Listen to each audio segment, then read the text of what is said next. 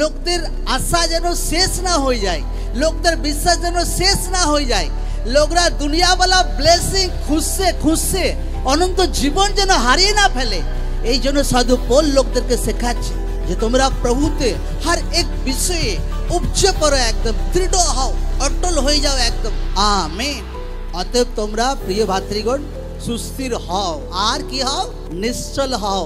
আজ কেন এত লোকদের জীবনে নিরাশা কাজ করে? কারণ লোকরা দুনিয়াওয়ালা জিনিস, প্রভু ওটা আগে চায়, সুসমাচার পরে, অনন্ত জীবন পরে, আমি স্বর্গে এন্টার করলাম ও বিষয়ে বেশি ধ্যান নেই, যে দুনিয়াওয়ালা ব্লেসিং যেন আগে পেয়ে যায় প্রভু, কোটিপতি আমি ফটাফট যেন হয়ে যায়, আমি এক লাত মারে এমন পয়সাকে যে ঈশ্বর থেকে দূর করে দেয় আমাকে। আমেন। জয় যিশু।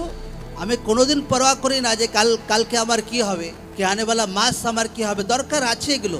লোকরা এমন এগুলো তো বোঝে না, যাক যখন কোনো ব্লেসিং আসছে দেরি হচ্ছে তো নিরাশা বহুত কাজ করছে, হতাশা বহুত কাজ করছে, যে প্রভু আমার এখনো জব ব্লেসিং এলো না, প্রভু এখনো এই আর্থিক আশীর্বাদ এলো না, আর এত নিরাশা এত হতাশা কাজ করছি যে প্রার্থনা না গেলেও হবে, প্রভু থেকে দূরে সরে যাক, নো প্রবলেম।